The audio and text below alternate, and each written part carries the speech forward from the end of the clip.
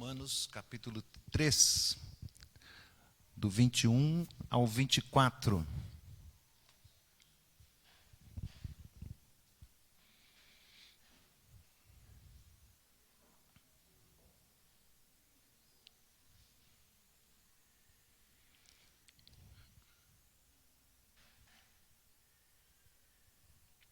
Mas agora, sem lei, se manifestou a justiça de Deus, testemunhada pela lei e pelos profetas. Justiça de Deus mediante a fé em Jesus Cristo, para todos e sobre todos os que creem, porque não há distinção, pois todos pecaram e carecem da glória de Deus, sendo justificados gratuitamente por sua graça, mediante a redenção que há em Cristo Jesus. Vamos orar uma vez mais? Senhor Deus, nós queremos agora ouvir a Tua voz, somente o Senhor falando conosco. Usa a instrumentalidade do Teu servo nesse momento, a palavra que o Senhor já falou ao nosso coração, e agora, Senhor, nós rogamos que no poder do Teu Espírito Santo, Tu venhas nos capacitar a transmitir e ouvir a Tua voz através dessa meditação. Fala conosco em nome de Jesus. Amém. Então, meus irmãos queridos, nós temos aqui o texto se iniciando com essa adversativa, mas agora significa que Paulo está terminando de falar a sessão inicial dessa carta. Paulo estava falando até então a respeito da impossibilidade do homem se salvar pelos seus próprios méritos, pela sua própria capacidade, né? E isto, toda a humanidade está encerrada. Mas agora significa dizer, mas depois de Jesus. Semana passada eu disse, ainda bem que a carta não termina aqui. Porque agora tem esse mas, né? Tem esse mas, quer dizer assim, mas tem uma outra coisa que eu preciso falar para vocês. Agora, depois do Messias, Deus manifestou a sua justiça. Meus irmãos, essa palavra justiça, se referindo especialmente ao nosso Deus, porque quando a gente pensa nos juízes da terra, a gente fica estarrecido, né? A gente fica boquiaberto. Como é que pode tanta falha? Mas a palavra de Deus desafia. Ele é o juiz de toda a terra. E pode o juiz de toda a terra ser injusto? De maneira nenhuma. Senão, como seria ele juiz? Como poderia ele julgar? O que é ser justo? É aquele que merece ser punido? Ser punido. Quem merece absolvição? É absolvido. E isso é justiça. Mas Deus coloca graça e misericórdia no tempero da sua justiça. E Ele propõe em Cristo uma maneira de ser justo e assim mesmo punir. Porque toda a argumentação que o apóstolo Paulo fez até aqui é que ninguém pode escapar então da justiça de Deus. Todos pecaram. Todos, não há um justo sequer. Todos então devem ser punidos. Estão arruinados debaixo da ira de Deus. Que coisa terrível! Mas agora, Ele manifesta a sua justiça. A justiça é o meio pelo qual o Deus justo torna justo pecadores. Pelo que Lutero, extasiado com o texto, maravilhado, foi ali o estopim para toda a reforma, Lutero diz, ao mesmo tempo, nós somos pecadores. E ao mesmo tempo, somos justos, porque Deus nos justificou. Então, agora, este mas é tão precioso quanto aquele de Efésios. Mas Deus, sendo rico em misericórdia, ele está implícito aqui. Mas agora que Cristo veio, agora que o Senhor Jesus tomou o nosso lugar na cruz, Deus pune, o Deus justo, pune o pecador em Cristo. E este é o tema central de toda a nossa Escritura, de toda a palavra de Deus. Cada texto, cada passagem, cada episódio, cada salmo, toda a Escritura é cristocêntrica e aponta para a justiça de Deus em Cristo Jesus.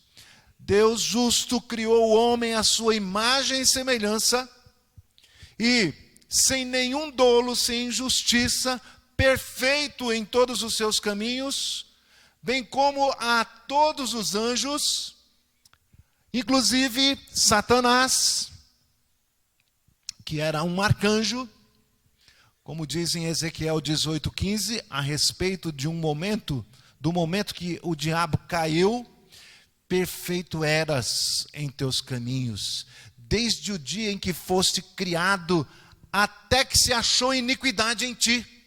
Deus o fez perfeito. E ele, por soberba, por inveja, a iniquidade se achou nele. E o homem? Ora, diz Eclesiastes 7:19, Deus fez o homem reto, mas ele se meteu em astúcias. Desde então, desde que ele se meteu em astúcias, desde que se deixou levar pelo engodo, pela mentira de Satanás, toda a humanidade está impossibilitada de se achar novamente justa diante de Deus.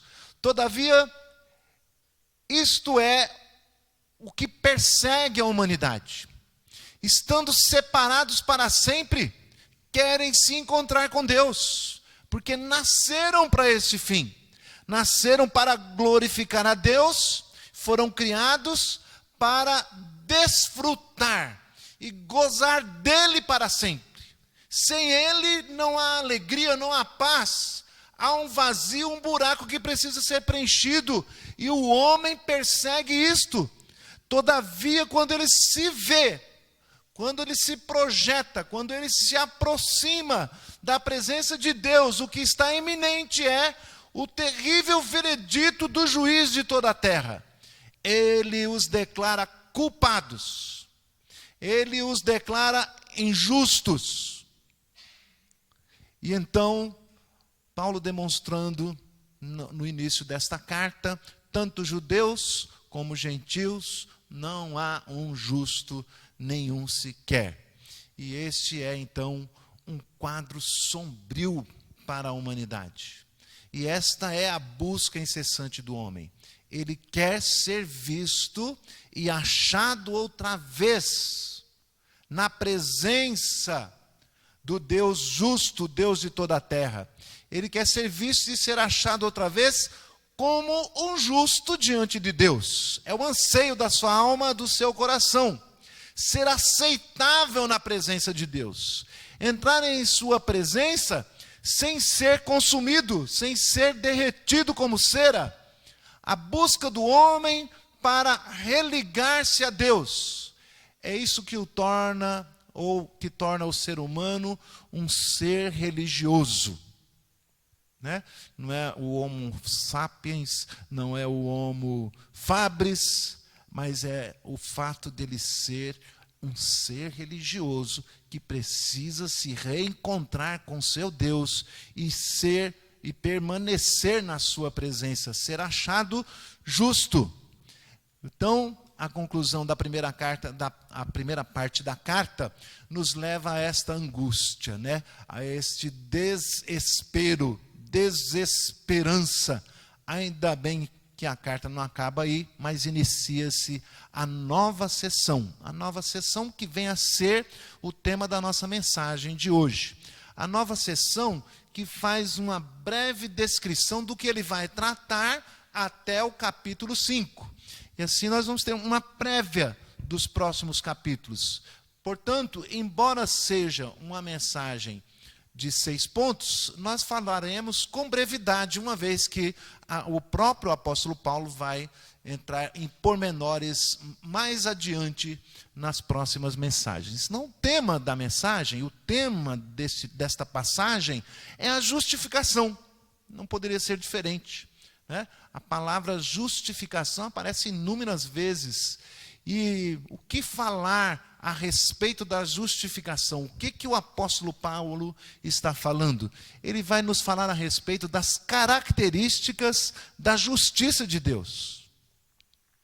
Como é que ela se apresenta a nós neste curto texto, passagem da palavra de Deus? Vamos verificar então o que vem a ser, ou quais são as características da justiça de Deus. Elas vêm nos trazer o verdadeiro evangelho, a luz, vem nos tirar das trevas, vem nos tirar da angústia, vem se nos apresentar como a saída, a única, a chance em que o pecador tem para reencontrar-se com Deus. Vejamos então quais são as características da justiça de Deus. A primeira característica, portanto, é que a justiça se manifesta sem lei, mas agora, sem lei, se manifestou a justiça de Deus. Que venha a ser isto, que o Senhor coloca, escreve, deixa registrado a sua lei, a sua vontade para com o ser humano,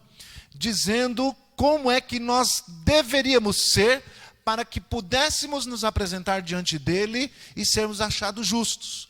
Todavia, não há quem possa conseguir isto, tendo em vista que a lei é santíssima, completa, justa, e nenhum de nós, sendo pecadores, consegue praticá-la.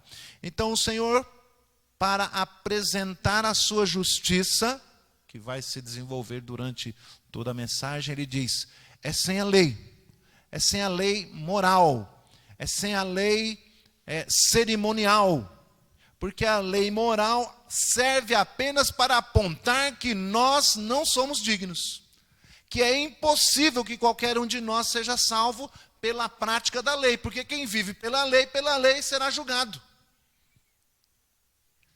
Então, se quebrar um ponto, quebrou todos. Eu não matei, eu não roubei, mas mentiu, né? E ainda o Senhor Jesus vai mais a fundo quando disse, você não matou, mas no teu coração você odiou a pessoa, no teu coração você matou sim. Irmãos, é impossível que cumpramos. A lei foi escrita e deixada e determinada para que todos se humilhassem diante do Deus, o Todo-Poderoso, o juiz de toda a terra. Então, para anunciar a salvação, para anunciar a justificação, o apóstolo Paulo começa dizendo, a lei se manifestou, ou a justificação se manifestou sem a lei, né? A lei moral permanece para que nós a persigamos, para que nós nos santifiquemos, para que procuremos fazer a vontade de Deus. Mas não é pelo cumprimento da lei. O Senhor aboliu a maldição da lei. Ele disse, não é necessário que cumpra tudo. Quem achar que só é salvo porque cumpriu toda a lei, já perdeu, porque começa chamando Deus de mentiroso, que disse, não há um justo sequer, não há quem faça o bem, não há quem não peque. Então é sem lei. Aleluia! Que característica maravilhosa esta, a da justificação da lei. E a lei cerimonial é aquela que fazia todos os preceitos para apontar a necessidade de um intermediário entre Deus e os homens, uma vez posto que nenhum homem pode chegar diante dele. É necessário, portanto, um intermediário. E todo o tempo a lei cerimonial estava apontando para isso, mas apenas como sombra do que havia de vir. Porque Paulo está dizendo agora, mas agora não precisa mais. Mas agora nós vamos apenas encontrar e perceber as conexões. Quem quiser entender isso melhor, leia a carta aos Hebreus. A carta de Paulo aos Hebreus vai explicar toda a tipologia, o significado da lei que o Senhor deixou como sombra das coisas que haviam de vir a respeito do nosso Senhor e Salvador Jesus Cristo, não é? Então, bendito seja o Senhor por esta primeira característica. A justiça se manifesta sem lei. Segunda característica da justiça de Deus. A segunda característica é que a justiça se manifesta nas Escrituras. Parece até como é que chama? Uma contradição, né? Parece uma contradição, né? É apenas um paradoxo, você dizendo algo que parece o contrário, mas não. Eu estou reafirmando uma ideia aqui, dizendo o seguinte: se manifestou a justiça de Deus testemunhada pela lei e pelos profetas. Mas ele não diz que é sem a lei. Então, justamente, quando ele fala testemunhada, é porque Deus se revelou ou apresentou-se, dando testemunho de si mesmo, da sua vontade, de como é que ele requer as coisas, antes mesmo da vinda do Salvador. Foi testemunhado pelas Escrituras, pelo que está escrito. Desde o princípio, esta justiça estava lá, anunciada, desde lá no Gênesis. Quando o Senhor falou à serpente na presença da mulher, dizendo que ele enviaria uma semente da mulher, um filho do homem, o filho de Deus que se faria homem, que seria picado pela serpente, mas que pisaria na cabeça dela. Ali estava já o anúncio, ali estava já a presença da justiça de Deus, enviando um representante para punir a humanidade num representante, no Messias, o Cristo, o Filho do Deus vivo. Estava ali, já em Gênesis, estava em Moisés, quando ele disse: haverá de vir depois de mim um profeta semelhante a mim, a ele ouvi. Estava ali em Moisés, quando ele no palácio sai da sua glória para salvar o seu povo que estava escravizado no Egito. Ele era um tipo de Cristo. Estava ali com Abraão, quando o Senhor prometeu que abençoaria todas as nações da terra, dizendo: em ti e no teu descendentes serão benditas todas as nações. O descendente de Abraão, que viria para salvar o mundo, era então o Senhor Jesus Cristo. O testemunho da lei vem no livro dos Salmos. Hoje na abertura lemos o Salmo 32, quando diz: bem-aventurado aquele a quem o Senhor não atribui iniquidade, a quem o Senhor justifica. Essa justiça já era testemunhado pelas Escrituras, mas agora, o que Paulo está dizendo, agora se tornou mais claro. Lá nas Escrituras, na lei, nos profetas, vejam o que diz o profeta Isaías, vejam o que diz o profeta Daniel, o profeta Ezequiel, os profetas menores, todos anunciam e apontam para Cristo. Em muitas ocasiões, o Senhor Jesus Cristo faz essa argumentação. Então não lestes? Então não vistes o que foi dito pelos profetas? Vocês se acham guardadores da lei de Moisés, então não ouvistes o que Moisés disse? Testemunhado o tempo todo. Mas havia um véu. Através do véu, a gente vê meio como que uma silhueta. Vê só uma coisa obscurecida. A palavra obscurecida foi escolhida de propósito para significar que os nossos olhos é que estão obscurecidos pelo pecado, obscurecidos em trevas, porque não conseguimos perceber. Somente quando tira o véu, quando o Senhor tira a venda, né? Aí nós podemos perceber. Eu ainda me lembro, com alegria, o dia em que eu percebi o Senhor Jesus em vários livros dos Salmos.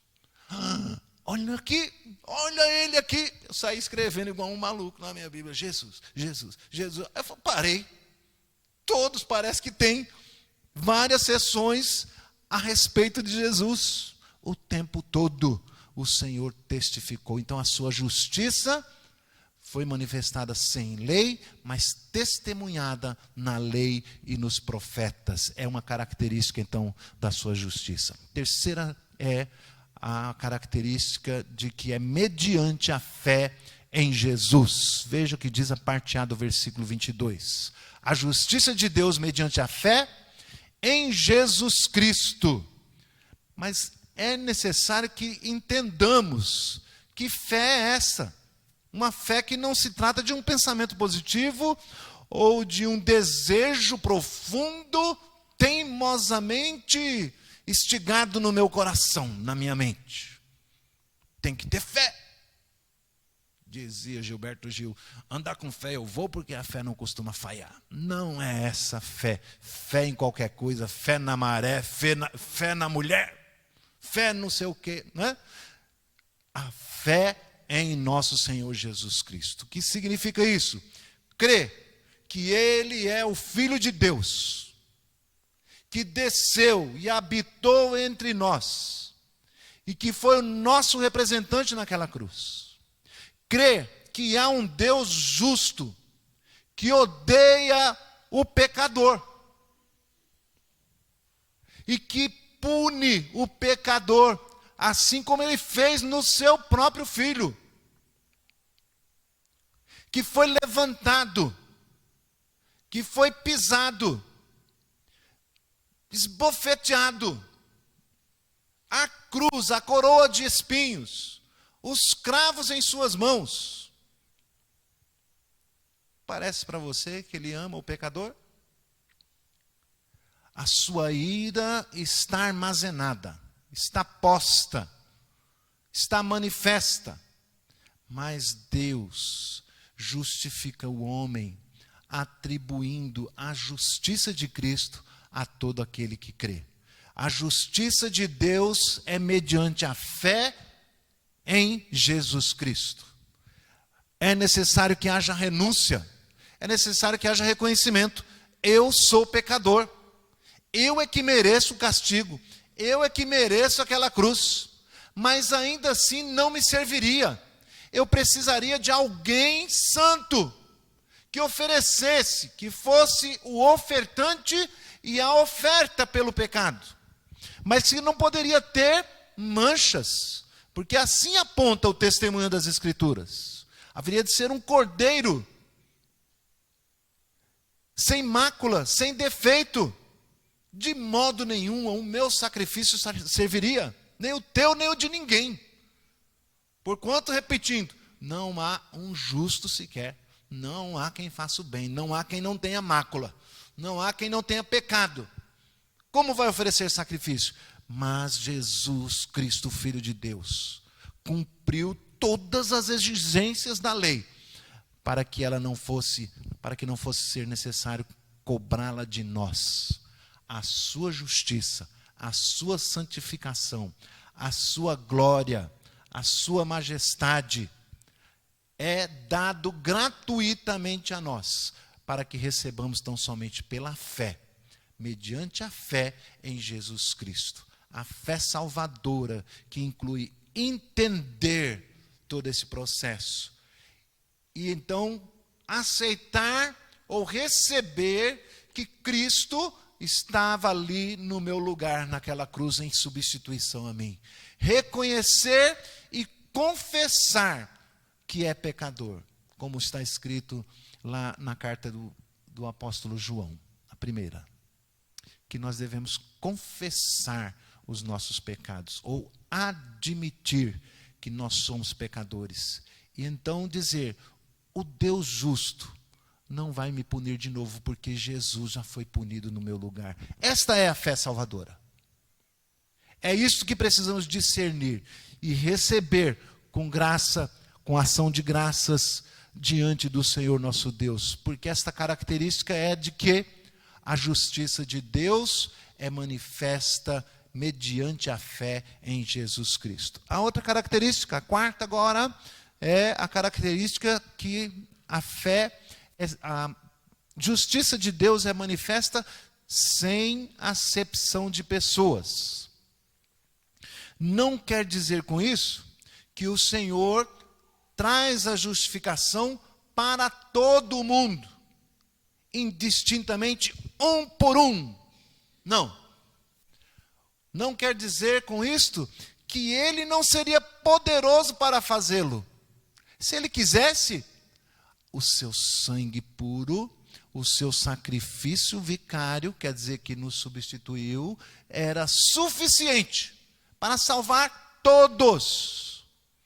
Mas aprove ao Senhor salvar alguns, os que creem. Mas nem mesmo a fé é uma ação nossa, embora tenha a exigência da nossa responsabilidade, mas é um dom de Deus. É Ele quem concede, é Ele quem abre o olho, é Ele quem convence do pecado, do juízo que leva ao arrependimento.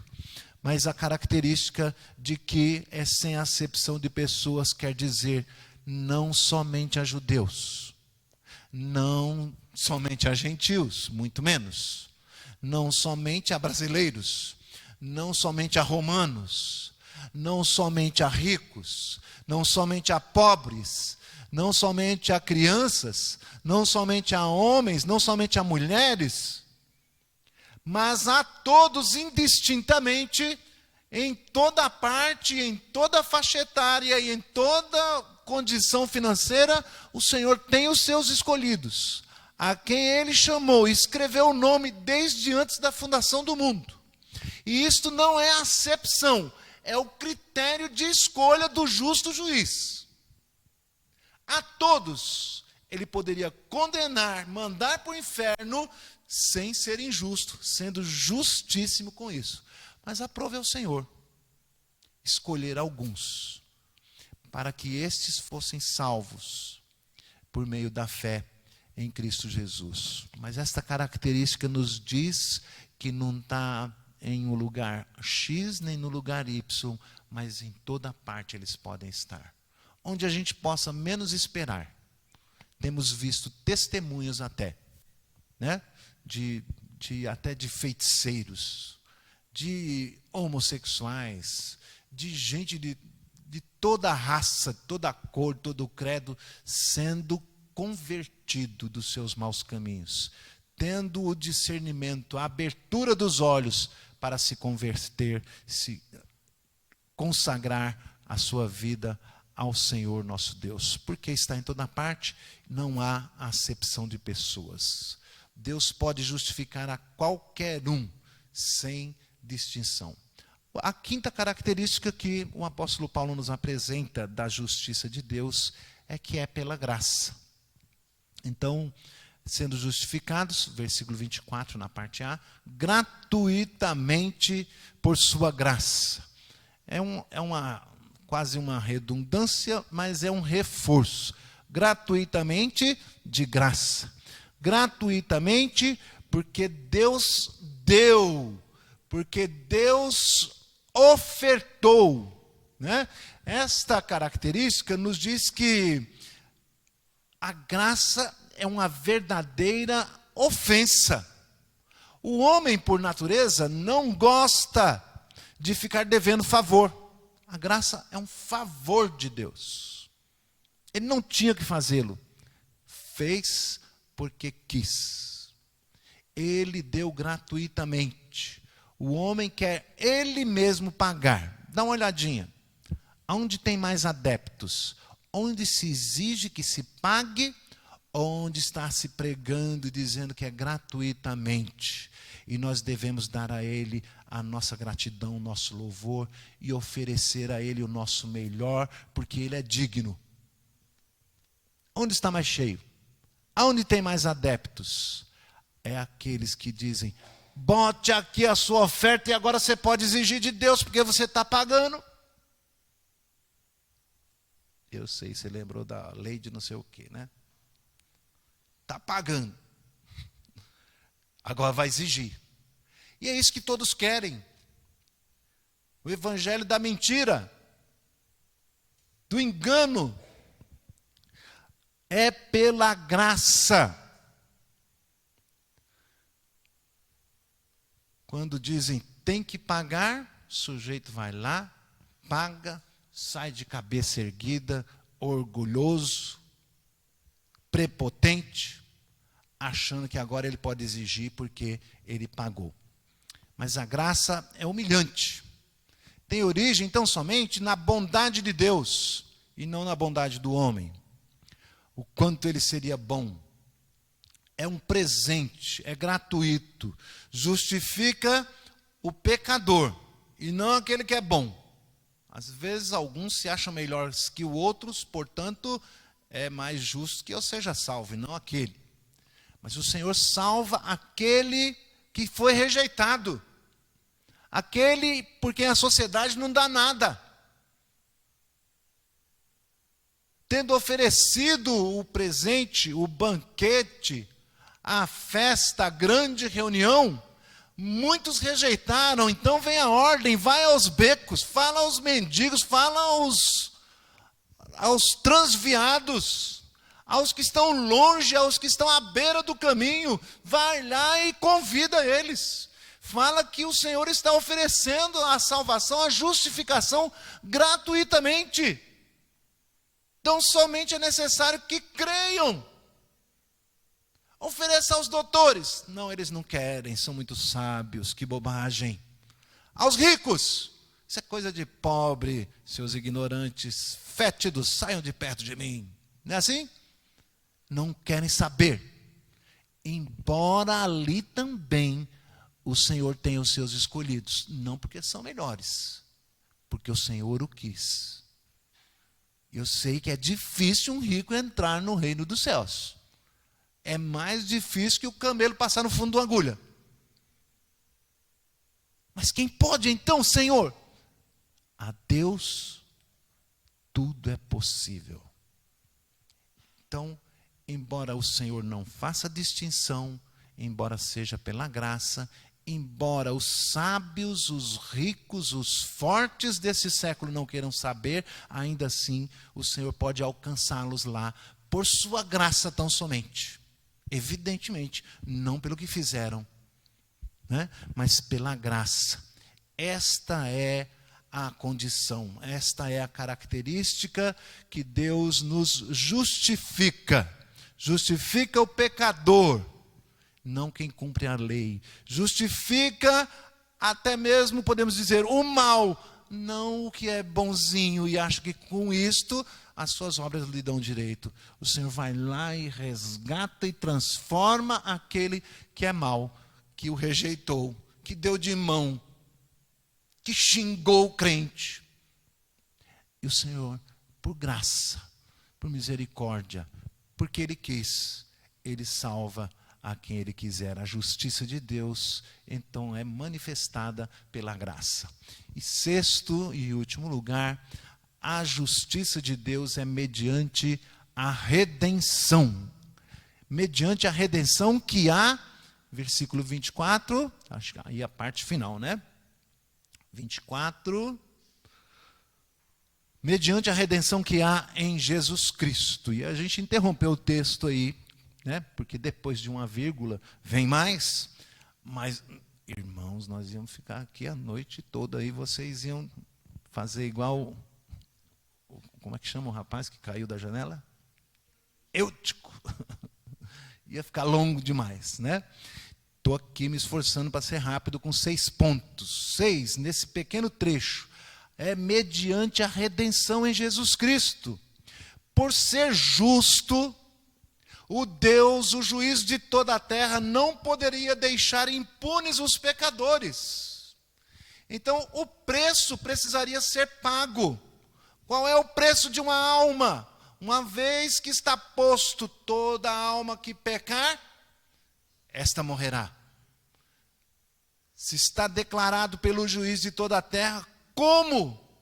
O que seria dado em resgate em favor desta vida, em favor desta alma, uma vez que todos nós pecamos? Para que ele fosse justo, o preço tinha que ser pago.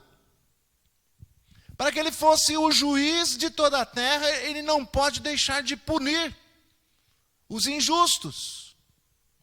Quanto vale uma alma?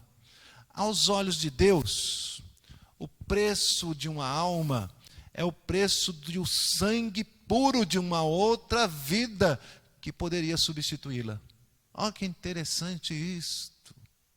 Logo, quem é que pode pagar esse preço? Nem pela sua mesma, nem pela de ninguém. O preço é altíssimo. Sangue puro, limpo, sem pecados, porquanto também escrito está: sem derramamento de sangue, não há remissão de pecados. Esse é o preço da alma. Estão condenados ao inferno, à separação eterna, à morte eterna. Não há aniquilamento. Não há deixar de existir. Estão condenados a um sofrimento eterno. Mas o Senhor Jesus veio e pagou o preço. Derramou o seu sangue precioso. A palavra redenção é pagamento do resgate por uma vida.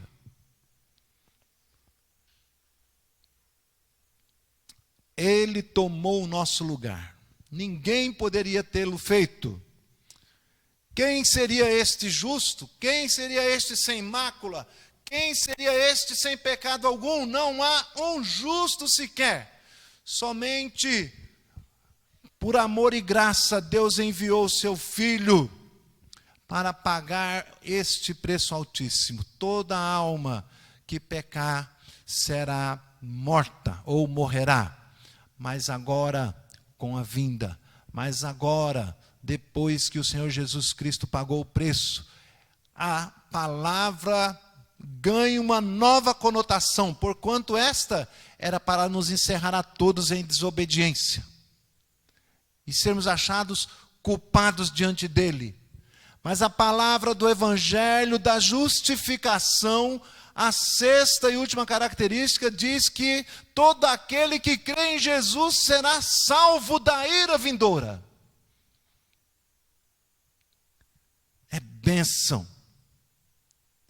Está dizendo, o Senhor Jesus pagou o preço. Todo aquele que nele crê não tem que pagar de novo. A conta está paga. Em Cristo Jesus, o nosso Senhor e Salvador. Quem crê, crê na justiça de Deus. Quem crê em Jesus está dizendo, Deus justo, sendo justo, já me puniu em Cristo. Ele já pagou o preço, portanto não vai pagar de novo. Estou livre, aleluia. Bendito seja o Senhor que me livrou da ira vindoura. Já não há mais condenação para aqueles que estão em Cristo. Ele pagou o preço. Ele foi aceitável, o ofertante, o sumo sacerdote das nossas almas, ofereceu a oferta perfeita. Ele que poderia entrar no Santo dos Santos, sem ser consumido pela ira de Deus, sem derreter como cera, porquanto era santo, tal qual o Pai. Então ele entra como um representante, como um sumo sacerdote, e apresenta a Deus a oferta pelo pecado, e aquilo foi aceitável. No dizer do profeta Isaías, foi agradável a Deus, tê-lo moído por causa das nossas iniquidades. O castigo que nos traz a paz. Ele pagou o preço. Aleluia. Esta característica da justiça de Deus que oferece, que coloca o Senhor Jesus como representante, para que nós fôssemos punidos nele, e ele imputar a nós a sua justiça, porquanto o preço foi pago, a exigência foi satisfeita plenamente. Agora podemos ter acesso outra vez, nos encontrarmos de novo com o Senhor nosso Deus, com o nosso Criador. Podemos finalmente glorificá-lo na sua justiça, entrar em sua presença e não sermos derretidos. Pelo que ele nos dá acesso livre ao seu trono de graça, pelo novo e vivo caminho, o sangue de Jesus. Assim, meus amados irmãos, a conclusão é que quando falamos de justificação, estamos falando do ato salvífico, da salvação que há do nosso Redentor. Nós que éramos injustos, fomos justificados por Ele. Não se trata de novidades do mercado gospel. Trata-se de reconhecermos que somos pecadores, que somos indignos, que somos achados injustos. Mas que diante de Deus, em nome de Jesus, Ele nos fez justos. O Deus justo que exige justiça, sendo rico em misericórdia, por causa do grande amor com que nos amou, nos justificou através de alguém que nos representou. Nos justificou imputando a nós a justiça do seu Filho, Jesus, o Cristo do Deus vivo, o único pelo qual importa que sejamos salvos. Fomos justificados pelo seu sangue, o Messias prometido, o Salvador de todo aquele que nele crê. Que devemos fazer, irmãos? Que aplicação podemos dar para a nossa vida com esta doutrina maravilhosa da justificação do nosso Senhor? Se Ele deu a vida por nós, eu não tenho como pagar. Mas, Senhor, toma minha vida em tuas mãos. Eu quero te servir. Eu estava servindo ao diabo. Estava na Babilônia, preso, nos meus delitos e pecados, separados de Deus. O Senhor abre a porta para que nós sejamos agora servos de Cristo. Servos desse Senhor amoroso. Eu creio que você já conhece a história da escrava que foi comprada, que foi resgatada. E quando ela se colocou à disposição do seu Senhor, o seu Senhor lhe disse: eu a comprei para que você fosse livre. Você pode ir. Aqui está a sua carta de alforria. Ela então, chorando aos seus pés, lhe disse: para onde eu vou? Onde eu vou achar alguém tão amoroso? Eu quero servi-lo gratuitamente. Eu quero entregar a minha vida a ti. Fazer o que você quiser. Sou tua. Não quero outro dono. Tal qual nós devemos fazer com o nosso Senhor, que nos comprou para nos dar a liberdade. Servi-lo de todo o nosso coração. Antes havia um véu. Agora Deus revelou a sua justiça. Talvez você tenha passado alguns anos aqui na igreja ou em outra e não tinha entendido ainda essa graça bendita, essa justificação. Ou por que eu devo servir ao Senhor? Que vantagem eu vou levar? Já levou toda a vantagem que alguém pode pensar ou imaginar. Encontrou o sentido real e verdadeiro da vida. Agora nós somos servos deste Senhor amoroso, que de tão amoroso que é, salvou a tantos outros, e quer e requer tão somente que nós anunciemos isto. Vai contar para os outros que o Senhor Jesus nos justificou pelo seu sangue precioso. Não queremos, como disse o apóstolo, não queremos ir a lugar nenhum. Só tu tens palavras de vida eterna. Só tu tens palavra de justificação. Só tu tens palavras de salvação da ira vindoura. A quem eu servirei?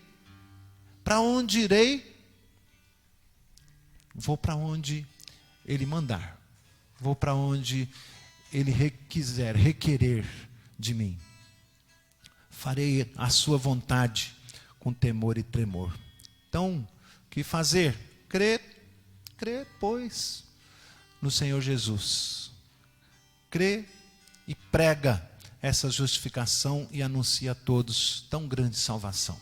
Amém, queridos? Quero convidá-los em resposta à palavra do Senhor. Que você, sinceramente, não porque tem alguém mandando ou quem sabe forçando, ninguém está forçando a nada. Eu creio que a palavra de Deus foi muito clara conosco. E a pergunta que nós devemos responder na nossa consagração: que darei eu ao Senhor, por quanto me tem feito tanto bem? Ofereça-se a sua vida, ofereça o seu trabalho, a disposição, ofereça-se em consagração ao Senhor. Alguns instantes então de oração silenciosa, depois de alguns instantes o grupo vai nos ajudar nessa consagração com mais um cântico.